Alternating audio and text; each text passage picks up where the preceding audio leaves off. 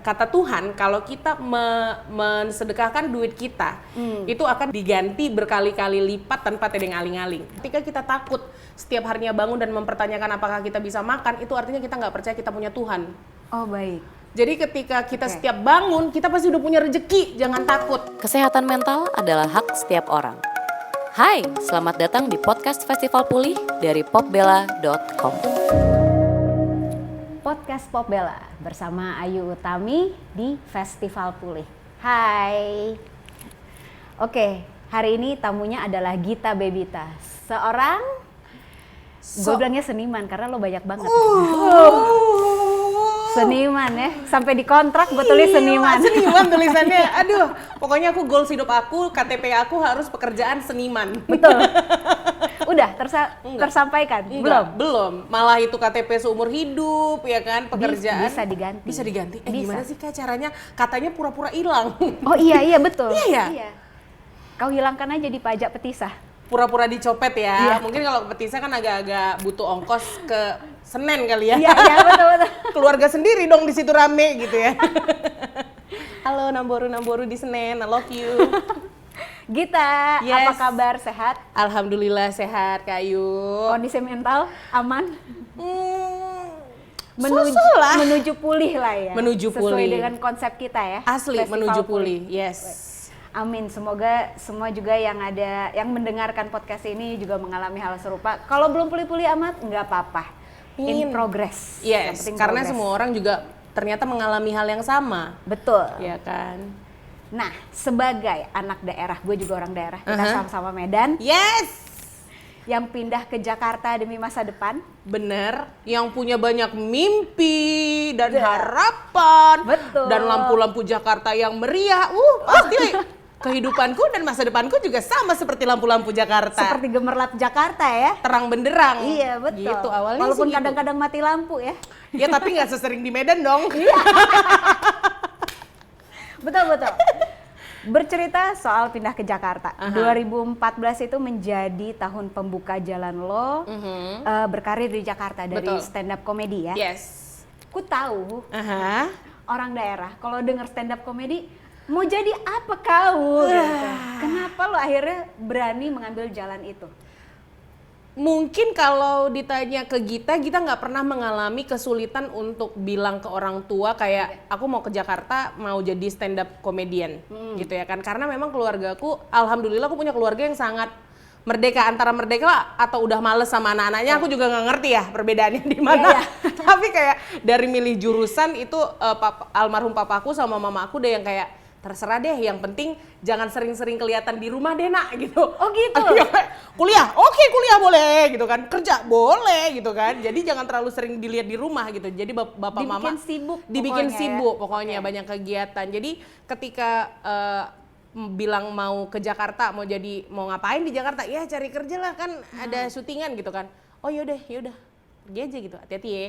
Jangan ikut pergaulan bebas. Biasa ya. Jangan, kalau mama aku langsung bilang jangan sombong, jangan gatel. Oh iya, jangan gatel gitu. Jangan sombong, jangan gatel. Apa sih mak gitu? Tapi aku ikutin juga kok. Tapi iya emang kayak gitu, pasti orang tuh khawatirnya itu kan. Iya, jangan pecicilan gitu. Nah, ketika lo pindah ke Jakarta, itu sesuai bayangan lo nggak pas di Medan? Oh, kehidupan Jakarta tuh jangan-jangan kayak gini. Aku harus siap nih gitu. Gimana?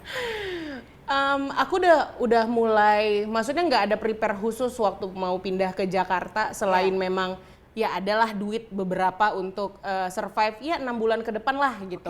Tenang Mikirnya lah ya. gitu. Iya. Apalagi kita ke Jakarta memang karena bukan untuk mencari kerja sebenarnya, tapi memang udah ada tawaran satu show di stasiun TV yang kemarin kita ikut kompetisinya gitu ya kan. Jadi datang memang udah bukan kayak mau cari kerja lagi, tapi memang udah ada kerja gitu. Jadi nggak terlalu takut gitu ya kan. Pikirannya adalah kalau di TV ya tinggal di Jakarta tuh kan kayak wah tinggal di apartemen mewah gitu ya kan. Pasti tetanggaku bule semua gitu ya kan. Kayak aku setiap pagi mau minta gula nih sama tetangga gitu. Metropolitan Metropolitan gitu, kayak keluar rumah pasti udah make up, kayak nggak ada keringet-keringetnya, ya kan, terus di tangan kanan udah ada kopi gitu, pokoknya Paris Hilton, ya kan, pikirannya kayak gitu.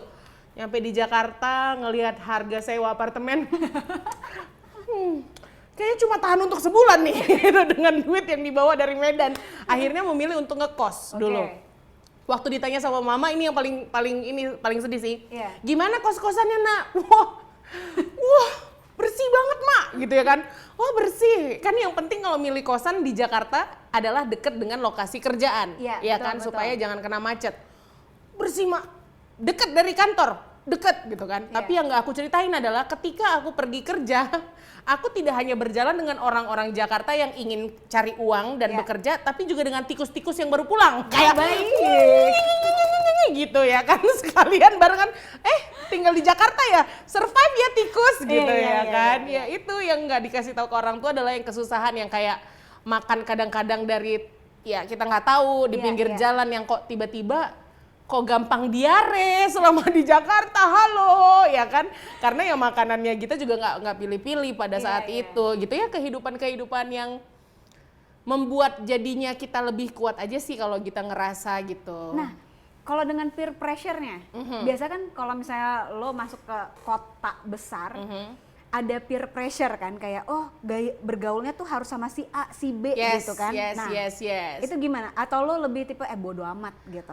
Kalau dulu awal-awal jujur kita menghabiskan banyak waktu untuk datang ke daerah-daerah SCBD, Senopati yang kayak gaul ya? Gaul. Kebetulan kan kita datang dengan kayak waktu itu aku lagi di stand up comedy, terus juga video-video aku viral di sosial media gitu kan, kayak banyak orang yang tiba-tiba Gita, aku dari Jakarta, aku dari Medan juga. Sabtu nanti ayo dong yang gitu kan. Boleh Kak, ayo Kak gitu kan. Soalnya kau datang udah famous. Nah, udah ada si followers itu. Jadi betul. kayak datang kemana-mana tuh kayak, nih aku bukain table nih yang gitu-gitu kan, kan. Terus kayak lama-lama mikir gini, wah elah Sabtu Minggu itu pasti nggak sadar ya kan. Seninnya udah mulai anget-angetan lagi nih, ya kayak mikir, aduh apalagi nih yang bakal kita jual nih, ginjal apa gimana, mana ginjal kita juga nggak sehat-sehat amat gitu ya kan, jadi kayak habis kerja keras kemarin gitu kan. Akhirnya kayak setelah dipikir-pikir dan ngelihat beberapa teman yang terjerumus dengan pergaulan yang sebenarnya pergaulannya nggak salah, cuma kayak lebih banyak gaya daripada uang jajan, itu nggak bagus, gitu ya kan. Jadinya kayak kerjaan dia juga nggak beres, karir dia juga mentok, dan akhirnya bikin aku kayak nggak bisa gini gitu. Di sini oke lah, seneng-senengnya bisa kita rasakan gitu kan, tapi jangan terlalu nyemplung, jangan terlalu diikuti, apalagi Jakarta kan sangat-sangat perputaran tempat-tempat dan pembukaan tempat-tempat baru itu kan kayak nggak ada habis-habisnya ya Kak. Kalau diikutin materialistis gitu kan. Kalau datang ke klub-klub juga pastinya bajunya nggak itu doang kan. Harus ganti baju lagi, sepatu lagi, terus kayak nggak bisa. Harus jangan ngelihat ke atas terus, lihat ke bawah dong gitu. Akhirnya aku lebih tone down, lebih nyantai, yang kayak Sabtu Minggu tuh bisa aku lebih menikmati untuk di rumah aja deh, kapan-kapan aja jalannya gitu. Karena lebih ngelihat ke teman-teman yang akhirnya terjerumus kali ya. Dan maksudnya setidaknya lo udah tau lah, gini gemerlapnya Jakarta nih, gitu. At least lo udah tahu. Ini orang-orang jahatnya nih, jangan dideketin nih. Langsung ketahuan kok, langsung ada bau-bau sangit, kriminal nih. takut gitu. Jauh. Tapi alhamdulillah selama 2015 ya pindah Jakarta, 2014 sampai 2020 tuh karir lo kan meningkat nih. Yang nge-host, stand up comedy, film dan sebagainya lah, banyak gitu. Jadi nggak ada merasakan penurunan atau apa gitu, semuanya selalu on the right path gitu ya. Sampai akhirnya menurut aku jadi kayak stagnan, dan aku akhirnya ngerasa bosen. Di tahun 2018 sebenarnya aku udah ngerasain kayak pengen sesuatu yang baru, pengen pekerjaan yang baru gitu ya. Menambah ilmu baru lah ya. Tantangan yang baru, karena aku anaknya bosenan nih Kak. Jadi kalau misalnya dengan kegiatan walaupun duitnya ada banget gitu, pieces. Jadi kayak tas dulu. Aduh, gimana sih tuh kita dibuat bosen walaupun duit ada tuh ada yang meraung-raung. Aku pengen sesuatu yang baru, aku pengen ilmu baru gitu. Akhirnya memutuskan untuk resign di 2019 akhir dengan catatan kayak gila, aku tuh dari kuliah tahun 2000, jadi ketahuan kita kuliah tahun berapa, takut gitu. Jadi dari kuliah semester 3 itu udah siaran, udah kerja mulu. Tahu kalau penyiar cuma dapat cuti tuh 1 sampai 3 hari aja Kak, ya kan. Jadi baru tahu tuh gue. Nah, kalau penyiar gitu ya? Iya, Oke. apalagi prime time. Baik. Sombong banget deh gitu ya. Jadi kayak susah untuk liburan. Jadi aku berpikir kayak aku pengen ngelihat dunia. Di 2020 aku pengen banyakin libur, aku pengen cari uang dari libur-libur banyak ini yang udah ada di kepala semua ya kan. Mati nggak kau? Ketemu sama bos saya mau resign. Nggak bisa nih Git, nggak bisa bos. 2020 saya mau resign. Resign nih, nah, udah gitu pulang beberapa minggu ke Medan. Nyampe lagi ke Jakarta tiba-tiba ada virus baru di dunia, namanya corona. Paling 3 bulan dunia udah pulih lagi. Belum pandemi itu? Belum. Masa nggak ada tuh anak-anak nerdy yang dulu di sekolah yang pinter ngatasin virus gitu, mikirnya kayak gitu ya kan. Terus tiba-tiba kayak 3 bulan kok makin lama makin deg-degan nih. Banyak lah udah mulai cancel pekerjaan-pekerjaan yang di 2020 sampai yang udah Oktober aku kayak masih berpikir Oktober nanti nih pasti syutingnya jadi nih film soalnya gitu kan. Cancel ya Git, sorry Git untuk MC-nya cancel ya Git. Nah ini untuk job yang di luar ini juga cancel nih Git, kayak hah? Kok pada cancel semua ya gimana? Dan lo udah resign. Dan aku udah resign. Jadi kayak dari mana ini aku harus apa gitu. Di situ mulai kayak udah nggak bener nih. Udah bingung kan karena mau ngomong ke orang tua juga mama aku juga single parent kan gitu kan, papa udah nggak ada. Jadi kayak mau bilang kayak, "Mak, boleh nggak? Kan dari SMA memang udah nggak minta duit. Boleh nggak kali ini minta transferan gitu kan?" Takutnya sih aku ditanam di dinding ya sama mama aku kalau ngomong kayak gitu. Jadi kayak aduh diam aja selalu kalau misalnya ditanya sama mama gimana di Jakarta kondisi kayak gimana, enggak baik-baik aja kok Ma, bisa ada kok kerjaan. Dan emang sebenarnya ada aja gitu rezeki itu gitu. Ada aja tapi ada sebenarnya. aja, jadi sebenarnya nggak benar-benar blas hilang gitu. Nggak benar-benar blas hilang gitu, tapi memang tapi kan deg-degan. Tapi deg-degan banget Kak. Jadi kayak memang semua mimpi-mimpiku di 2020 yang menurut aku tuh sangat-sangat akhirnya aku tunggu-tunggu bakal kejadian, nggak bisa kejadian gitu. Karena kan begitu pandemi masuk, lo udah mulai survival mode kan? Yes. Kayak mikirnya udah bukan, planning 3 bulan ke depan, lo planningnya ya next month apa nih gitu kan? Iya benar. Udah nggak bisa kepikiran aku nggak mungkin. Nggak ada, kayaknya nggak ada juga yang berpikir kayak ini 2 tahun bakal lebih dari 2 tahun itu nggak ada yang berpikir ke situ. Enggak. Tapi pada saat itu lo sebenarnya punya ini nggak kayak survival method jadi metode survival Indonesia aja lah. Metode survival yang gue udah siap nih menghadapi zombie apokalips sih. Aku cuma nggak ada. Disuruh mama tuh kayak beli beras nak sama makanan kaleng. Udah itu aja survival mode aku tuh cuma itu aja gitu. Nggak ada yang tabungan tuh harus ada ya, sebulan itu harus habisnya cuma segini ya, karena kita nggak pernah tahu akan sampai seperti apa gitu kan. Dan memang tipikalnya aku adalah bukan tipikal orang yang punya perencanaan keuangan yang sangat mumpuni, Safir Senduk, enggak kayak gitu ya kan. Udah yang ada sekarang habisin aja gitu. Jadi kayak ketika itu terjadi kayak wah sedih juga ngelihat buku tabungan gitu dengan tagihan-tagihan yang ada gitu. Jadi kayak banyak banyak hal-hal tak terduga gitu. Di saat aku ngerasa wah bakal mati nih di 2020 karir aku gitu kan. Yang hal yang bisa aku lakukan itu cuma live di Instagram. Kakak bayangin untuk membunuh suntuk aku karena kan aku tinggal sendiri di Jakarta gitu ya kan, nggak ada keluarga ya, teman-teman juga pada takut untuk keluar rumah gitu kan. Kadang-kadangnya aku bisa ngobrol sama dinding gitu ya kan, bener-bener kayak gimana Gita sehat yang ngomong-ngomong sendiri gitu di rumah supaya kayak kelihatannya nggak sendiri banget gitu kan. Tapi kebayang sih, misalnya orang aja yang berkeluarga di satu rumah, tapi ketemu dia lagi tiap hari aja udah bisa suntuk kan. Apalagi Gita sendirian gitu ya kan. Akhirnya jalan keluarnya adalah ngobrol di Instagram, Insta Live. Aku suka banget dulu awal-awal pandemi kayak Instagram Live. Masak ya kan, bikin konten masak. Tapi dari situ tuh kerjaan itu datang. Karena kan sekarang pokoknya kalau acara-acara itu jadinya ke online semua. Mulai deh nge-hostnya udah virtual ya kan. Terus juga banyak perusahaan-perusahaan yang bikin kayak pertemuan-pertemuannya mereka, meeting-meetingnya mereka itu minta ada yang hiburannya. Jadi ada hostnya, terus nanti untuk sesama ada perusahaan yang bikin kayak keakraban gitu deh, bikin seru-seruan gathering online, virtual gitu.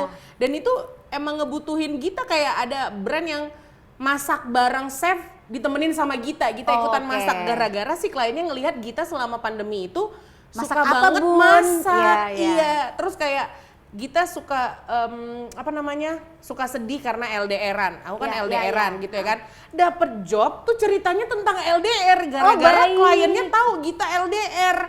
Kan kayak I love my clients gitu ya kan. Jadi kayak ya udah, ternyata memang rezeki itu bisa datang dari mana aja.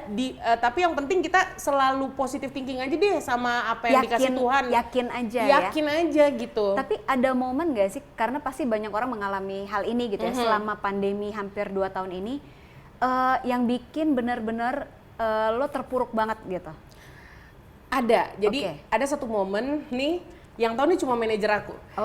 Dan sekarang kita semua tahu. Sekarang mungkin Anda tahu. Jadi ada di momen aku selalu menyisihkan duit aku hanya untuk tagihan yang memang udah pasti. Untuk ini. Dan itu udah aku gara-gara pandemi ya, di bulan Mei tahun lalu tuh aku ingat banget. Duit aku tuh sisanya tinggal untuk membayar tagihan aku 3 bulan ke depan. Dan aku nggak mau ganggu-gugat tuh duit itu. Karena itu primer lah pokoknya itu primer banget, jangan diganggu. Dan duit di tabungan aku untuk dipakai sehari-hari itu tinggal 1 juta. Tinggal 1 juta. Dan aku bilang sama manajer aku, gila nih duit aku tinggal 1 juta nih, gitu kan. Gimana ya, belum ada dealan dari klien-klien. Memang kalau propose ada lah beberapa gitu kan, propose, tapi belum ada deal-dealannya. Duit aku tinggal 1 juta. Terus aku inget satu hari itu hari Jumat, aku bilang kayak gini, coba tes gitu kan. Kata Tuhan, kalau kita mensedekahkan duit kita, itu akan diganti, ya aku merinding, diganti berkali-kali lipat tanpa tedeng aling-aling. Di hari Jumat itu, aku ingat aku naik mobilku, aku ke arah Petamburan. Di Petamburan itu ada satu satu daerah gitu ya, satu panti asuhan, ya kan. Terus aku berhentiin mobil aku di situ dengan duit 500.000 aku sumbangin, Kak. 500 dari ribunya. 1 juta itu lo ambil 500 ribu. Terus di jalanan aku ngelihat ada bapak-bapak, ibu-ibu tuh sambil gendong anaknya, dia bawa si gerobak sampahnya, ya kan. Terus aku berhenti, aku kasih lagi 200.000. Berarti sisa duit aku 300.000 untuk 1 bulan ini kan, Kak. Terus aku sambil ngasih tuh sambil kayak, tapi 300.000 bisa jadi apa ya gitu kan. Inilah saatnya aku minta maaf sama mama aku, cium kakinya dan bilang, "Ma, adek gagal di Jakarta, adek pulang ya," gitu. Udah kepikirannya begitu, Kak. Udahlah, masa sama mama sendiri malu gitu kan. Sambil nyetir aku sambil nangis, Kak, kayak ini tuh aku merinding. Sampai aduh gimana ya, aku nih malu kali loh, aku balik ke Medan gitu kan. Terus sampai di rumah parkir, terus manajerku naik telepon, Kak, terus dibilang, "Kak Gita, ini deal, merinding, mampus ini gue. deal." Ya Allah. Sampai akhir tahun Kakak punya job di sini. Aku gini, alhamdulillah. Nangis. Di situ aku nangis, Kak. Aku nangis di parkiran kayak, ya Allah maaf ya, tadinya aku meragukan kalau bener-bener yang dibilang kayak jangan pernah pelit sama sekelilingmu gitu. Kalau kau mau rezekimu lancar, jangan pernah pelit. Dan di situ aku membuktiin, terus aku nangis sama manajer aku, "Ya ampun Lix, duit aku tinggal 300.000, aku udah mau pulang." Aku bilang kayak gitu, dan aku pulangnya juga minta tiket pasti sama kakak aku bilang kayak gitu kan.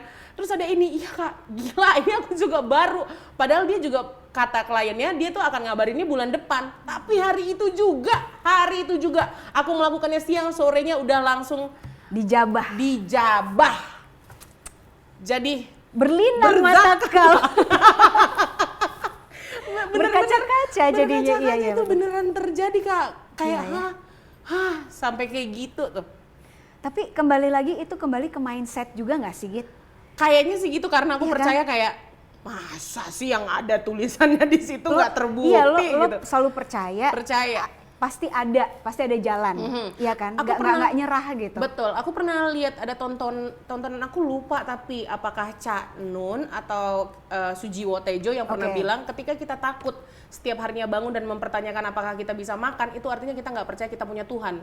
Oh baik. Jadi ketika kita setiap bangun, kita pasti udah punya rezeki, jangan takut gitu. Dari situ aku pas gitu nonton kayak, ya ngapain sih Git, kau takut gitu, nggak akan survive di Jakarta dengan kondisi yang seperti ini.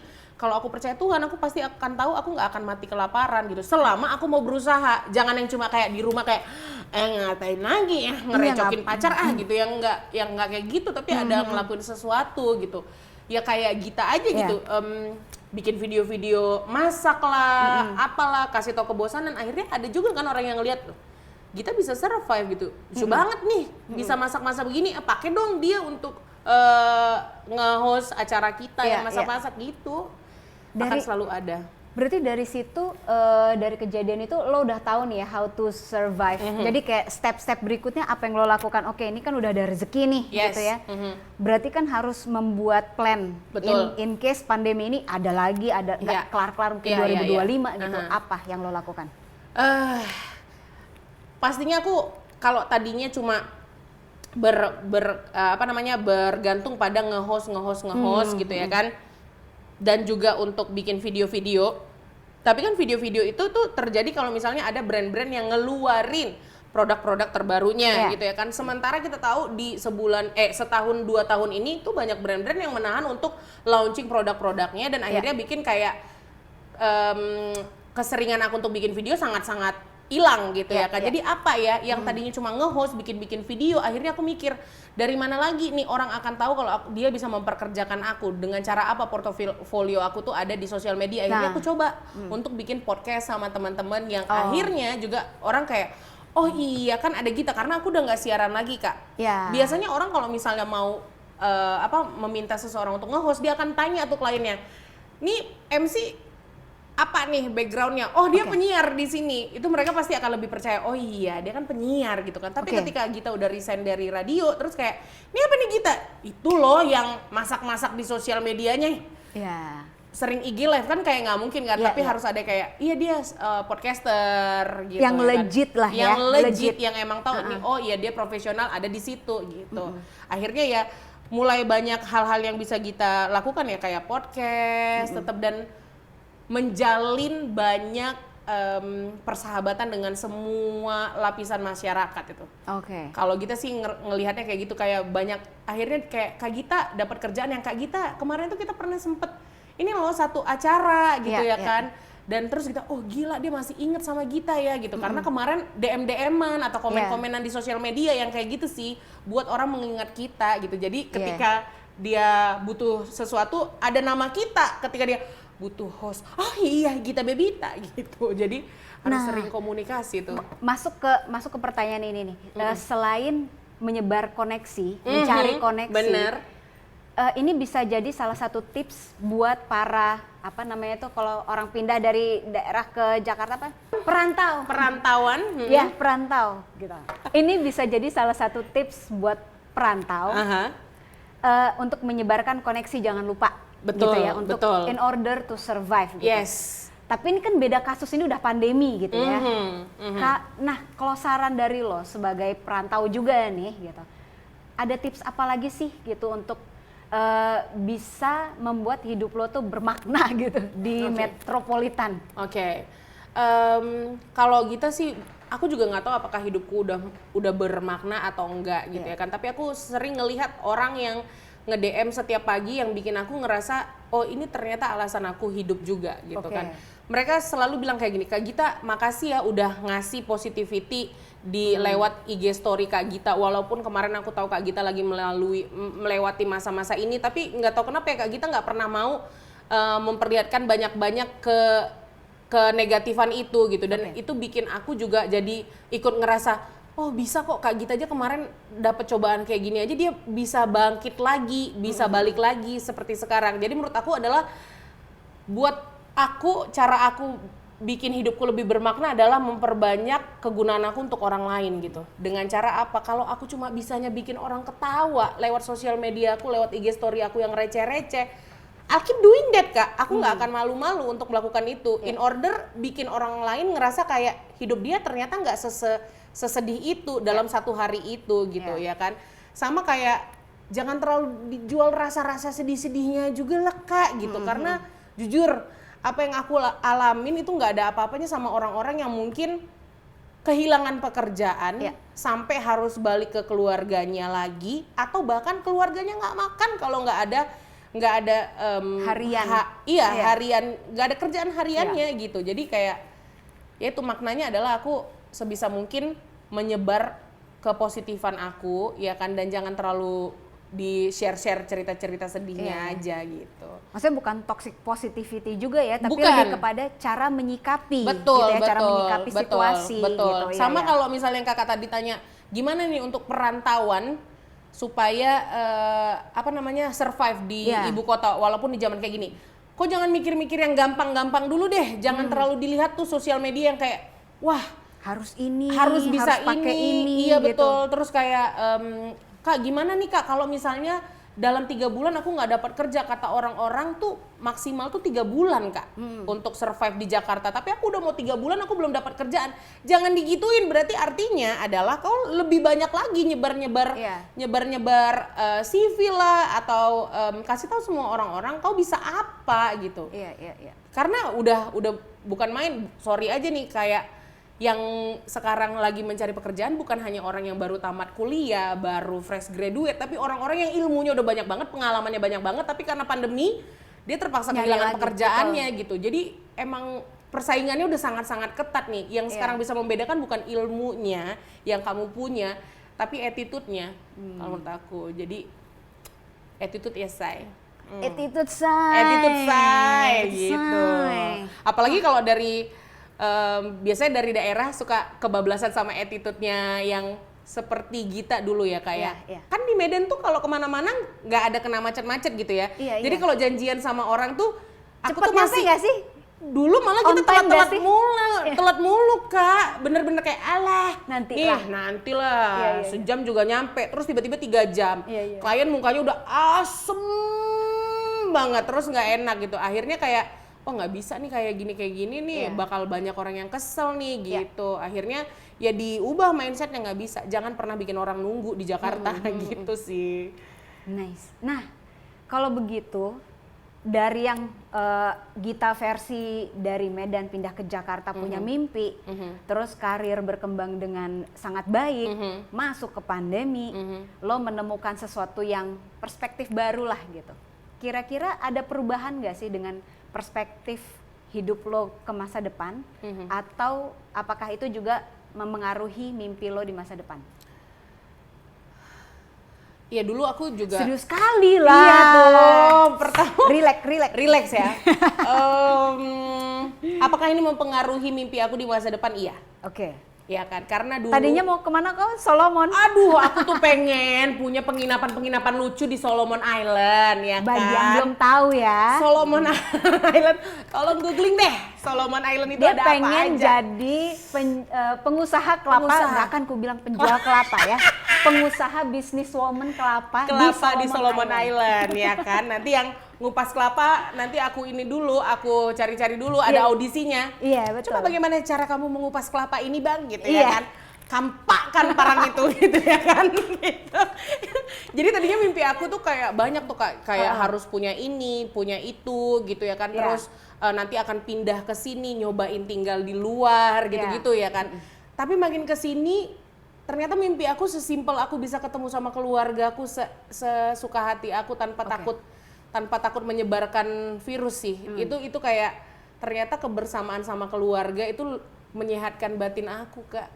Jadi kayak tanpa kita sadari selama ini kita take it for granted ya. Yes. Sebelum pandemi yes, mahal sekali ternyata rasanya ketemu sama keluarga, ketemu sama pacar tanpa harus nunggu border buka gitu, tanpa harus nunggu vaksin dulu, pakai surat ini dulu gitu. Mahal ternyata. Effortnya gila ya. Yes, dan yang penting sehat aja deh. Ini sehat aja dah. Ngerasain soalnya, perspektifnya. Perspektif hidup lo. Sulit nih, aku nggak pernah ditanya kayak gini sih soal biasa perspektif. ngelawak mulu soalnya. Ya kan? Ditanya perspektif hidup, makanya sekalinya ada masalah langsung butuh Reza Gunawan ya kan. TAT. Temukan dirimu lagi Mas Reza, terima kasih loh membantu saya sekali loh kemarin. Apa ya perspektif hidup aku? Jadi orang baik itu susah ya, tapi lebih susah lagi untuk berpikiran positif sama apa yang Tuhan kasih untuk kita. Wah, I never see that coming. Iya. Karena setiap orang kayak selalu kayak dikasih apapun selalu punya pikiran negatif sama cobaan dari Tuhan itu kayak, ih Tuhan jahat banget sih, kenapa mesti aku sih yang harus kehilangan keluargaku, kenapa harus aku sih yang kehilangan pekerjaanku, padahal kan aku yang paling rajin di kantor, kenapa dia yang bukan ini itu. Tapi itu kayak lo bingung apakah aduh gue salah nggak ya gitu, misalnya kayak lo tau kan gue pernah yang tabrakan gitu kan, pernah tabrakan terus kayak kan gue udah sholat, gue udah doa gini, tapi kenapa gue tapi nggak boleh gitu, lo tetap harus bersyukur gini-gini, jadi kayak bentrok gitu nggak sih? Iya. Lo satu sisi lo takut kayak ini salah, lo nggak boleh komplain, tapi satu sisi why? I'll do my best, gitu ya kan. Terus, nah itu ternyata yang susah itu Kak, untuk selalu berpikiran positif sama apapun yang Tuhan kasih ke kita gitu. Kadang-kadang mikir, kenapa aku sih Tuhan, kan aku sering berbagi.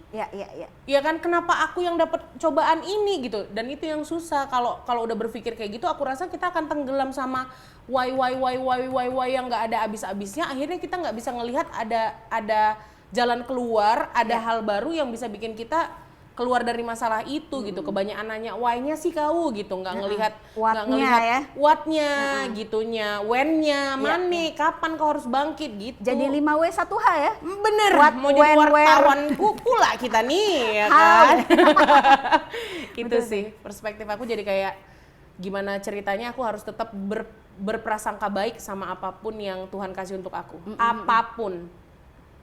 Dan itu masih in progress and it's okay ya? In progress banget, apalagi yang baru kejadian, aku kemarin hampir kehilangan mama aku gitu, mana tinggal satu, yang pulang ke Medan kan? Pulang ke Medan gitu ya kan, sahabat terbaik aku meninggal juga, padahal itu dia, aku berpikir kayak, dia nggak pernah sakit, si Gita ini selalu sakit, but I survive my COVID, so smooth, ya kan, dia nggak pernah sakit, satu kali pun aku nggak pernah ngelihat dia dirawat di rumah sakit. Beda dengan aku yang kayak makan cabai dikit halo IGD MMC gitu ya kan, kayak makan susu dikit halo ya kan, Abdi Waluyo dokter tolong ya kan. Itu kayak kenapa teman aku gitu. Itu tuh semuanya ngehantem aku kayak gimana kalau misalnya mamaku kemarin pergi, gimana ya aku bisa survive, padahal satu-satunya alasan aku untuk hidup adalah ngelihat senyum mama aku, ngelihat dia sehat-sehat aja gitu. Itu membekas sekali di aku Kak. Padahal kan aku baik, mama aku sehat-sehat aja gitu. Yang itu balik lagi, bisa nggak aku berpikiran positif sama apa yang Tuhan kasih ke aku. Wah itu kayak struggle banyak orang sih. Iya kan? Iya kan, iya betul. Yang kehilangan kan nggak cuma kita sendiri, banyak sekali kan kita kehilangan sahabat-sahabat kita. This is not fair gitu kan. Yes.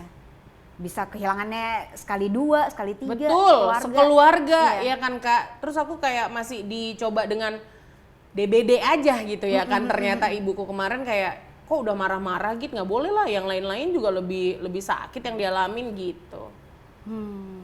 Tapi gue suka yang perspektif tadi, melihat gimana caranya bisa positif dengan apapun yang dikasih sama Tuhan dan dikasih sama hidup gitu. Walaupun itu berat kali gitu. Berat kali lah, berat betul. Kak, beneran deh. Coba ada orang-orang di sini, aduh.